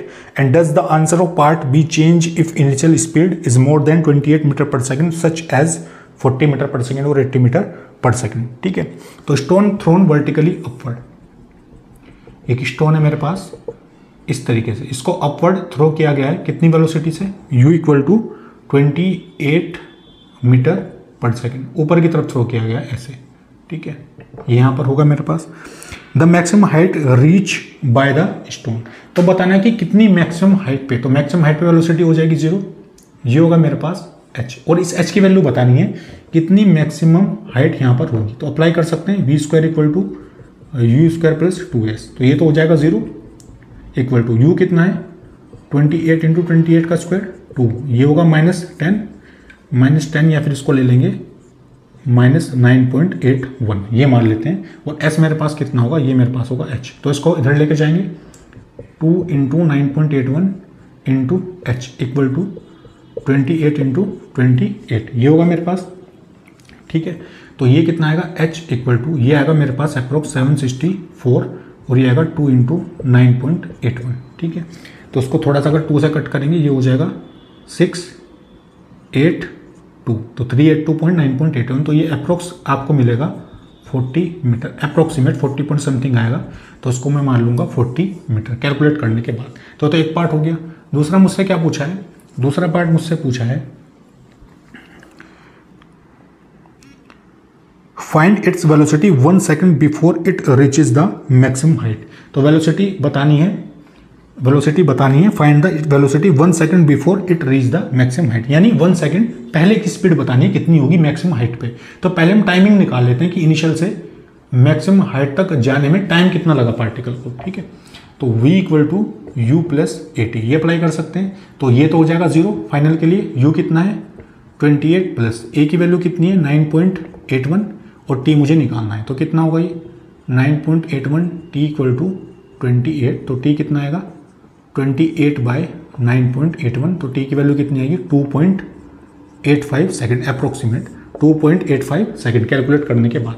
ठीक है, लेकिन मुझसे क्या पूछा है, मुझसे पूछी वेलोसिटी 1 सेकंड पहले, तो 2.85 सेकंड में पार्टिकल यहाँ पे है, तो मैंने माना कि 1 सेकंड जस्ट 1 सेकंड पहले पार्टिकल कहीं यहाँ पे होगा और कुछ वेलोसिटी होगी इसकी v इस पॉइंट पे. ठीक है, ये तो मैक्सिमम हाइट है ही मेरे पास, तो ये मेरे पास होगा v. ठीक है, तो 1 सेकंड पहले t डैश कितना होगा t माइनस 1 होगा, 1 सेकंड पहले बताना है, तो 2.85 माइनस 1 कितना आएगा, ये आएगा 1.85 सेकंड, यानी इतने सेकंड पे मुझे क्या बतानी है, वेलोसिटी बतानी है पार्टिकल की कितनी होगी. तो u प्लस 8 यहाँ पे रखेंगे, v इक्वल टू u कितना है 28 प्लस a कितना होगा -9.81 और t कितना है 1.85. ठीक है, तो 28 प्लस -9.81 और 1.85, तो इसको अगर कैलकुलेट करेंगे आप तो ये मेरे पास होगा -9.81 इंटू 1.85, तो उसको अगर कैलकुलेट करेंगे तो अप्रोक्स आएगा 9.8 metre per second. 9.8 metre per second कहाँ पर आएगा, इस इनिशियल पोजीशन से 1 सेकेंड पहले जो पार्टिकल की स्पीड होगी वो कितनी होगी 9.8, तो वो कम होती रहेगी धीरे धीरे करके, पहले 28 थी फिर और कम और यहाँ पे होगी 9.8 और फिर 1 सेकंड के जस्ट बाद यानी 2.85 सेकंड पे स्पीड कितनी हो जाएगी 0 हो जाएगी. तो ये वेलोसिटी मुझसे पूछी थी. ठीक है, तो ये एक पार्ट था इसका, तो इसको आप नोट करें, फिर देखते हैं सेकेंड पार्ट में मुझसे क्या पूछा है. ठीक है, चलिए नोट किया होगा आपने, देखते हैं सेकेंड पार्ट मुझसे क्या बोला है. तो बी पार्ट में वेलोसिटी कितनी है 9.8 मीटर पर सेकंड. ठीक है, इसको याद रखेंगे, देखते हैं. तो ये फर्स्ट पार्ट था मेरे पास, देखते हैं क्या पूछा है मुझसे. तो सी पार्ट में मुझसे बोला है कि अगर बी पार्ट में जो इनिशियल वेलोसिटी है 28 मीटर पर सेकंड, अगर उसको बढ़ा के 40 मीटर पर सेकंड या फिर 80 मीटर पर सेकंड कर दें तो बी पार्ट पर क्या इफेक्ट पड़ेगा, वो सेम आएगा या फिर अलग आएगा. देख लेते हैं एक बार. तो इनिशियल वेलोसिटी वहाँ पे कितनी है 40 मीटर पर सेकंड, तो अप्लाई करके देखते हैं. तो अगर मैं यहाँ पे अप्लाई करता हूँ v equal to u plus 80, क्योंकि इसमें वेलोसिटी पूछी थी मुझसे 1 सेकंड पहले, तो पहले टोटल टाइम निकाल लेते हैं इस इनिशियल वेलोसिटी के अकॉर्डिंग. तो v तो अगर मैक्सिमम हाइट पे होगा 0, u कितना होगा 40 प्लस ये कितना होगा -9.81 और ये आएगा t, तो ये हो जाएगा 9.81 t इक्वल टू 40। तो t की वैल्यू कितनी आएगी 40/9.81 और t यहाँ पे अप्रोक्स आएगा 4.08 सेकेंड। ये आएगा t 4.08 सेकेंड, ठीक है। बट मुझसे क्या पूछा है 1 सेकेंड पहले, तो ये तो टोटल टाइमिंग है मैक्सिमम हाइट की, तो t डैश कितना होगा t-1 यानी कितना होगा 4.08 -1 यानी 3.08 सेकेंड। इतने सेकेंड पे बतानी है v की वैल्यू क्या रहेगी। तो v equal to u plus a t, same condition apply कर सकते हैं। v मुझसे पूछा है सी पार्ट में, u कितना होगा 40 प्लस a कितना होगा, ये आएगा -9.81 और t मेरे पास कितना है 3.08 ये दिया है। तो v कितना आएगा 40 -9.81 इंटू 3.08। तो यहाँ से v की वैल्यू जब आप कैलकुलेट करोगे तो अप्रोक्सीमेट आएगी 9.8 मीटर पर सेकेंड, ये आंसर होगा। तो कहने का मतलब ये है कि velocity will not be change just before 1 second if initial velocity change from u equal to 28 meter per second to 40 और 80 मीटर पर सेकेंड। तो कहने का पर्पस क्या है कि वेलोसिटी में कोई भी चेंज नहीं होगा अगर इनिशियल वेलोसिटी 28 से चेंज होकर 40 आ जाए। ये आप देख सकते हो 1 सेकंड पहले वेलोसिटी वहाँ पे भी 9.8 थी, यहाँ पे भी 9.8 रहेगी, तो velocity will not be change. तो इसी पार्ट का आंसर मेरे पास हो जाएगा, ठीक है। तो सिंपल सा सवाल था, तो उसको नोट करो, फिर देखते हैं नेक्स्ट क्वेश्चन मुझे क्या दिया है। चलिए नोट कर लिया होगा आपने, चलते हैं नेक्स्ट क्वेश्चन की तरफ, देखते हैं उस सवाल मुझसे क्या पूछा है।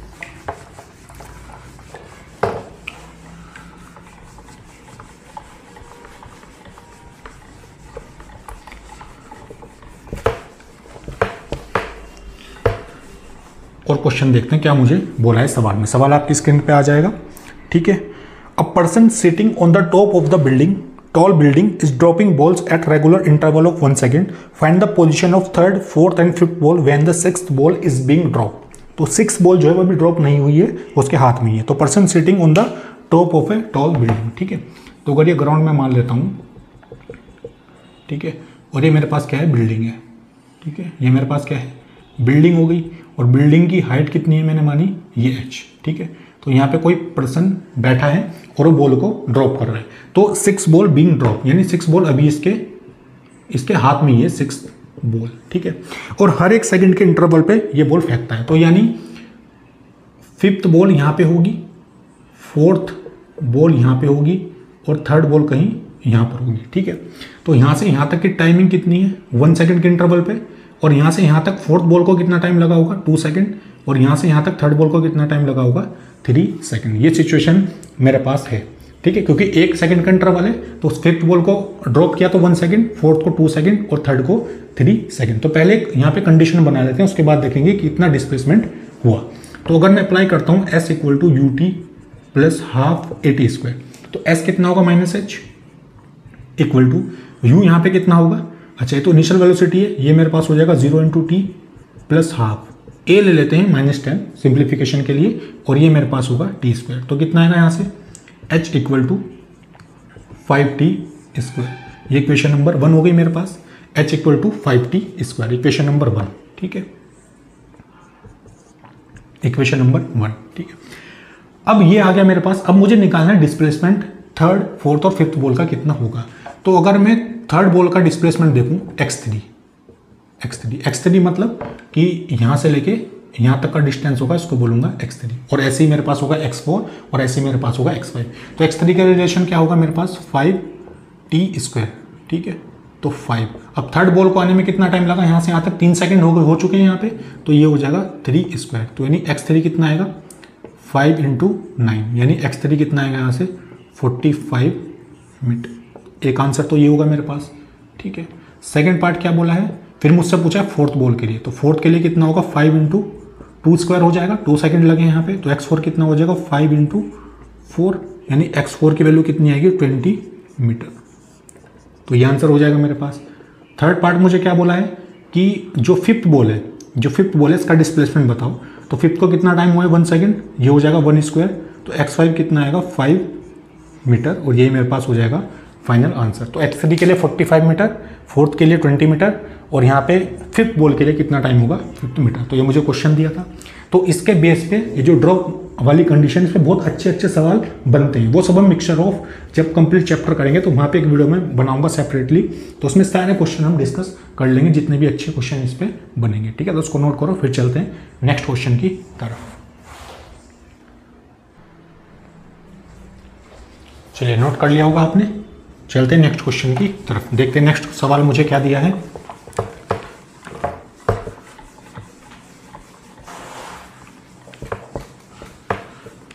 नेक्स्ट क्वेश्चन मुझे क्या दिया देख लेते हैं।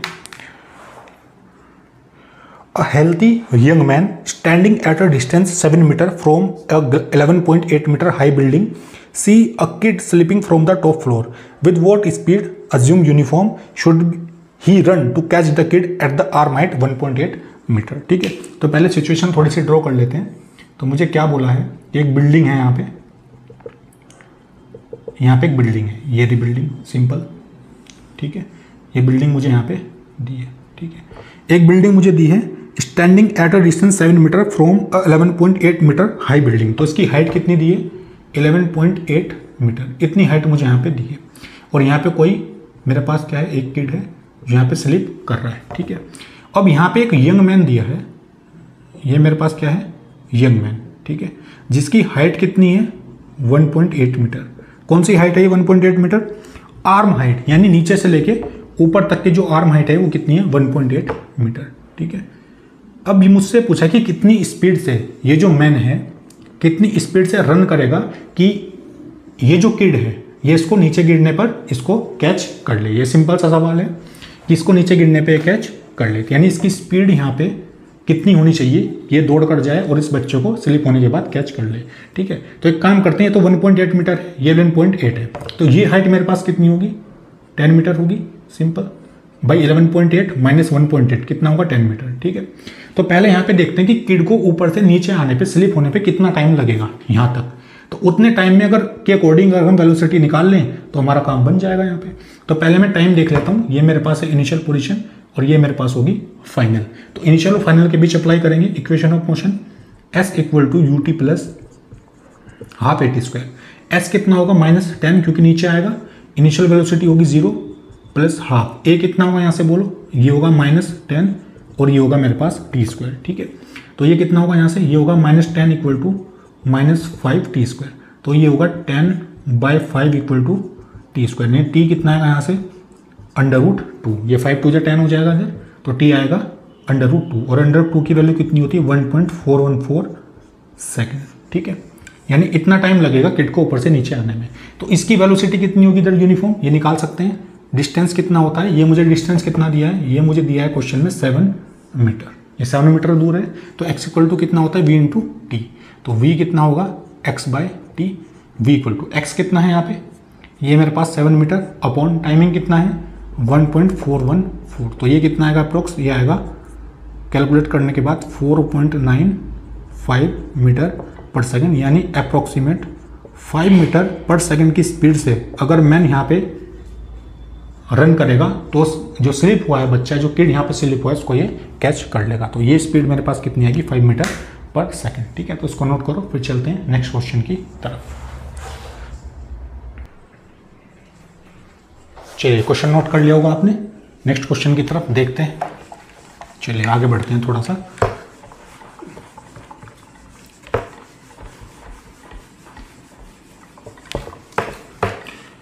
देखते क्या क्वेश्चन मुझे यहाँ पे दिया है। ठीक है, तो सवाल में मुझे दिया है an NCC parade is going at a uniform speed of 6 kilometre per hour through a place under a berry tree on which a bird is sitting at a height 12.1 metre.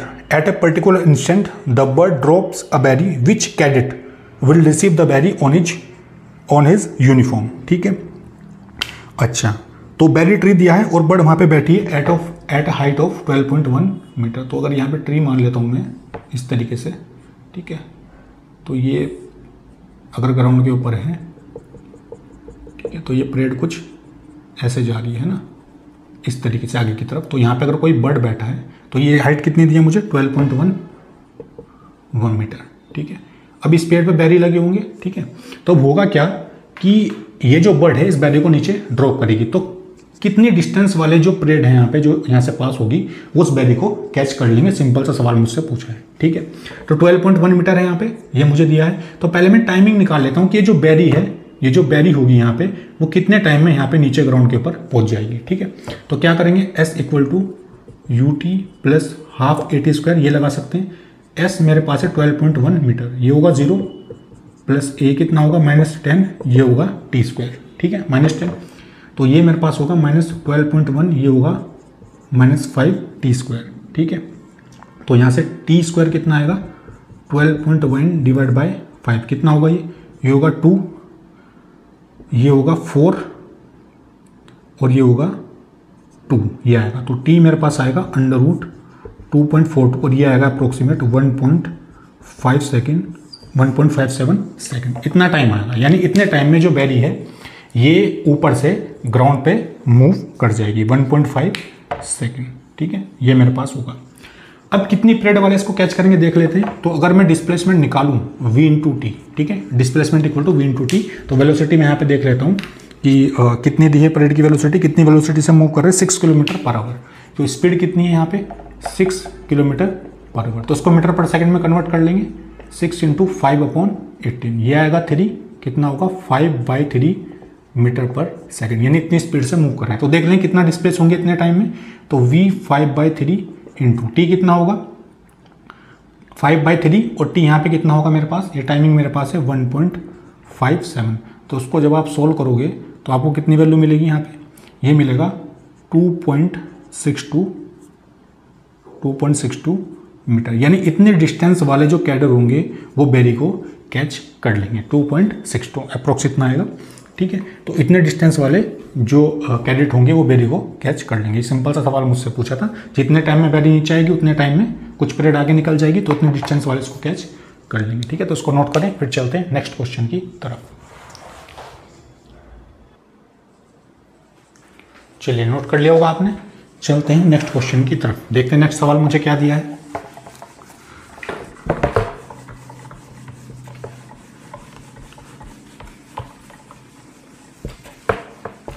Next question मुझे क्या दिया है देख लेते हैं एक बार। A ball is drop from a height if it take 0.2 second to cross the last 6 metre before hitting the ground, find the height from which it was drop. तो ball is drop from a height, ठीक है। तो अगर diagram में बनाता हूं तो किसी हाइट से इस बॉल को ड्रॉप किया जाता है ना, ऐसे ड्रॉप किया जाता है इस तरीके से नीचे, ठीक है। तो ये हाइट अगर मैं मान लेता हूँ h, ग्राउंड से लेके यहाँ तक, तो उसमें बोला है if take 0.2 second to cross the last 6 metre. अब सपोज करो ये बॉल यहाँ पर है, कहाँ पर, यहाँ पर, और ये हाइट कितनी है लास्ट 6 मीटर, यानी 6 मीटर और चलने के बाद कहाँ पर पहुँच जाएगी ये बॉल, ग्राउंड के ऊपर पहुँच जाएगी। तो यहाँ पर मुझे बोला है, तो यहाँ से यहाँ तक आने की जो टाइमिंग है, यहाँ से यहाँ तक आने की जो टाइमिंग है वो कितनी है 0.2 सेकेंड। तो इसको बोल देते हैं पोजीशन A, ठीक है, इसको बोल देते हैं पोजीशन B और ये मेरे पास है C, ठीक है, ये मुझे दिया है। तो मैं क्या करता हूँ, सबसे पहले BC पोर्शन की बात करता हूँ, BC पोर्शन की। तो यहाँ पे अप्लाई करता हूँ S equal to UT plus half AT²। अब ऊपर से नीचे आएगा तो ये इनिशियल और यहाँ पे क्या है फाइनल। तो x कितना होगा -6 इक्वल टू U, T कितना है 0.2 सेकेंड प्लस हाफ, A कितना होगा यहाँ पे, ये होगा -10 और ये होगा मेरे पास 0.2 स्क्वायर। तो ये टाइम दिया 0.2 सेकेंड A और B में, तो -6 इक्वल टू U 0.2, ये होगा -5 इंटू 0.2 इंटू 0.2, इसको ऐसे लिख सकते हैं। इसको इधर लेके जाएंगे -6 प्लस ये मेरे पास बचेगा 5 इंटू 0.2 इंटू 0.2। तो एक पॉइंट से हटाएंगे नीचे आएगा 10, तो 2 5 से 10 और 5 से 5 कैंसिल, और नीचे इधर क्या दिया U इंटू 0.2। तो ये कितना होगा -6 प्लस ये होगा 0.2 इक्वल टू U 0.2, ये कितना होगा -5.8 U 0.2। तो यहाँ से जो U की वैल्यू मेरे पास आएगी निकल के, वो कितनी आएगी U की वैल्यू, वो आएगी 29 मीटर पर सेकेंड। पॉइंट से पॉइंट यहाँ से हटाएंगे तो कितना होगा 29 मीटर पर सेकेंड, ठीक है। अच्छा, अब मुझे यहाँ पे क्या बताना है, इनिशियल वेलोसिटी मेरे पास आ गई, यानी यहाँ पे वेलोसिटी कितनी है यानी यहाँ पे वेलोसिटी कितनी है 29 मीटर पर सेकंड, ये मेरे पास वेलोसिटी है। तो अगर मैं ए बी पोर्शन की बात करता हूँ, ए बी पोर्शन की बात करता हूँ, तो अगर ए बी पोर्शन की मैं बात करूँगा तो अगर मैं ये हाइट यहाँ पे निकाल लेता हूँ तो ये टोटल हाइट मुझे बतानी है, तो ये यहाँ पे कितना होगा पार्ट, या तो उसको h-6 हम लिख सकते हैं, ठीक है, या फिर ए और बी के बीच में हाइट हम निकाल लेते हैं। कैसे निकालेंगे, अगर यहाँ पे अप्लाई करूँगा v² = u² + 2s, तो फाइनल वेलोसिटी कितनी है 29 स्क्वायर है, इनिशियल वेलोसिटी कितनी है 0 होगा +2, ये कितना होगा -10, और ये s मुझे निकालना है, तो ये 29 × 29, ठीक है, तो ये होगा, अच्छा ये वेलोसिटी है 2a - 10, तो 29 × 29, और नीचे कितना आएगा 2 × 10, और ये मेरे पास होगा s, ठीक है। अब s यहाँ पे माइनस में आएगा, क्यों आएगा माइनस में, क्योंकि डिस्प्लेसमेंट नीचे की तरफ है ना, तो हमें मैग्नीट्यूड देख लेंगे हम यहाँ पे, तो s कितना होगा यहाँ से, ये मेरे पास आएगा 29। अच्छा, इसको अगर मैं थोड़ा सिंप्लीफाई करता हूँ तो इसको सिंप्लीफाई करने पे जो s मुझे मिलेगा वो मुझे मिलेगा 42.0.5 मीटर। कितना मिलेगा डिस्प्लेसमेंट, अच्छा ये होगा निगेटिव, निगेटिव होने का मतलब डाउनवर्ड डायरेक्शन में, लेकिन मैग्नीट्यूड कितना है 42.05 मीटर। तो अगर टोटल हाइट की मैं बात करूँगा, टोटल हाइट, तो टोटल हाइट मुझे कितनी मिलेगी h = अगर ये स्मॉल h है मेरे पास, कितनी मिलेगी, ये मुझे मिलेगी 42.05 प्लस, और यहाँ पे होगा 6, तो h कितना आएगा यहाँ से 48.05 मीटर। तो ये हाइट मुझे मिलेगी ऑब्जेक्ट की, यानी कोई बॉल इनिशियल से फाइनल पे पहुंचेगी कितनी डिस्टेंस कवर करेगी 48.05 मीटर डिस्टेंस कवर करेगी, ठीक है। तो उसको नोट करो, फिर चलते हैं नेक्स्ट क्वेश्चन की तरफ। चलिए क्वेश्चन नोट कर लिया होगा आपने, चलते हैं नेक्स्ट क्वेश्चन की तरफ, देखते हैं नेक्स्ट सवाल मुझसे क्या पूछा है।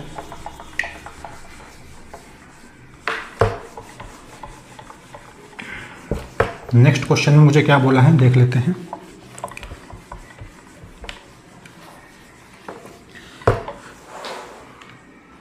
नेक्स्ट क्वेश्चन में मुझे बोला है a ball is drop from a height of 5 meter onto a sandy floor and penetrate the sand up to 10 centimeter before coming to rest. Find the retardation of the ball in sand assuming it to be uniform. तो जब sand के अंदर ये ball enter करेगी तो आपको बताना retardation. Retardation का मतलब कि एक्सेलरेशन की जो वैल्यू यहाँ पे निकल के आएगी वो निकल के आएगी निगेटिव, ठीक है। तो देख लेते हैं एक बार कंडीशन मुझे क्या दी है। तो अगर मेरे पास ये सैंड है इस तरीके से सैंड है, ठीक है, और बॉल को इस हाइट से नीचे गिराया जाता है, हाइट 5 मीटर, यानी यहाँ पे हाइट कितनी है, ये हाइट है मेरे पास 5 मीटर, और इनिशियल वेलोसिटी कितनी है 0। तो यहाँ आते कुछ वेलोसिटी होगी बॉल की v, और इसके बाद ये अंदर एंटर करेगी, और एंटर करने के बाद यानी कितने टाइम बाद 10 centimetre before coming to rest, यानी यहाँ पे वेलोसिटी कितनी हो जाती है 0। तो ये पार्ट मान लेते हैं a, ये मान लेते हैं b, और ये मान लेते हैं c। तो ये कितना है 5 सेंटीमीटर, यानी इतना डिस्टेंस ट्रैवल करने के बाद ये रेस्ट की कंडीशन पे आ जाती है। तो मुझे क्या बताना है रिटार्डेशन ऑफ बॉल, यानी रिटार्डेशन ऑफ बॉल बताना है कितना होगा, यानी यहाँ पे जो एक्सेलरेशन की वैल्यू होगी वो मुझे बतानी है कितनी होगी, ठीक है। तो अगर ए बी पार्ट की बात करता हूँ तो ए बी पार्ट में लिख सकता हूँ v² = u² + 2as, ठीक है। तो v² मुझे निकालना है, u कितना है यहाँ पे इनिशियली 0 + 2, a होगा -10, और डिस्प्लेसमेंट कितना होगा क्योंकि नीचे की तरफ है, ये भी कितना होगा -5। ए और बी पार्ट की मैं बात कर रहा हूँ, ए और बी सेक्शन में।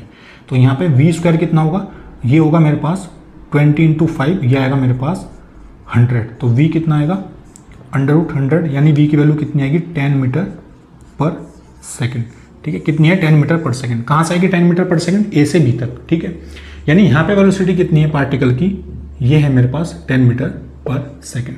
तो अगर BC पोर्शन की बात करता हूँ तो BC पोर्शन में लगा सकते हैं v² = u² + 2s। तो v यहाँ पे कितना है फाइनल, ये है 0, u कितना होगा 10² + 2, a मुझे निकालना है, और डिस्प्लेसमेंट कितना होगा 5 सेंटीमीटर।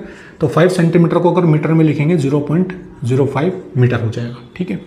अच्छा, अब क्योंकि नीचे है तो उसको क्या लेंगे नेगेटिव लेंगे, और ये एक्सेलरेशन मेरे पास कैसा आएगा निगेटिव आएगा। तो उसको अगर मैं इधर लेके जाता हूँ तो ये रिटार्डेशन होगा, ये होगा 100 ये होगा मेरे पास -2a 0.05। a निगेटिव क्यों लेंगे, क्योंकि हमेशा नीचे लगेगा और रिटार्डेशन हो रहा है, रिटार्डेशन है इसलिए भी इसको निगेटिव यहाँ पे कंसिडर करना पड़ेगा, ठीक है। तो ये कितना होगा 100, ये हो जाएगा 50 = -a × 0.05। तो a कितना आएगा -50/0.05। तो यहाँ से अगर ऊपर 100 लिखता हूँ तो ये आएगा मेरे पास 10, ठीक है। तो ये कितना होगा यहाँ से 50 इक्वल टू माइनस ए 0.05, ठीक है। तो ए कितना होगा 50 अपॉन 0.05, ये हटाएंगे 100 होगा, ये कट होगा 10 बार, तो ए कितना आएगा minus 1000 metre per second square. तो ये एक्सेलरेशन की वैल्यू मुझे मिलेगी। तो इसको नोट करें आप, ये मुझे दिया है 10 सेंटीमीटर, सवाल में दिया है 10 सेंटीमीटर, ठीक है। तो थोड़ा करेक्शन कर लेंगे, ये 5 ना होगा, कितना है, अगर 5 होता तो ये आंसर आता है, ठीक है। और एस है कितना होगा 10 सेंटीमीटर यानी 0.1 यहाँ पर होगा मीटर में, ठीक है। तो ये लिखेंगे 0.1 लिखेंगे इधर, ये 0.1 होगा, ये भी कितना होगा 0.1, तो 50 बाई कितना होगा 0.1, तो एक पॉइंट यहाँ से हटाएंगे, ये होगा मेरे पास -50, ठीक है। एक पॉइंट हटाएंगे 10 आएगा, तो ये कितना हो जाएगा -500 मीटर पर सेकेंड स्क्वायर। कितना होगा ये क्रॉस 10, ठीक है, क्रॉस 10, पॉइंट हटाएंगे 10 आएगा, तो 500 मीटर पर सेकेंड स्क्वायर, ठीक है। तो उसको नोट कर लें आप, ठीक है। तो ये था मेरे पास इक्वेशन ऑफ मोशन के बेस पे, जो फ्री फॉल के केस में जितने भी क्वेश्चन यहाँ पे हो सकते थे अच्छे, सारे मैंने आपको करा दिए, ठीक है। इसके ऊपर कुछ और भी अच्छे क्वेश्चन बन सकते हैं, लेकिन वो सब हम मिक्सचर ऑफ क्वेश्चन करेंगे कंप्लीट चैप्टर के, तो वहाँ पे उन सबको भी कंप्लीट कर लेंगे, ठीक है। तो इसके बाद अब ये फ्री फॉल के कुछ केसेस के बाद एक वीडियो में और बनाऊंगा, जिसमें और थोड़े से क्वेश्चन हम यहाँ पे प्रैक्टिस के लिए डिस्कस कर लेंगे। उसके बाद फिर हम स्टार्ट करेंगे ग्राफ थ्योरी। तो तब तक पढ़ाई करते रहिए, बेस्ट ऑफ लक।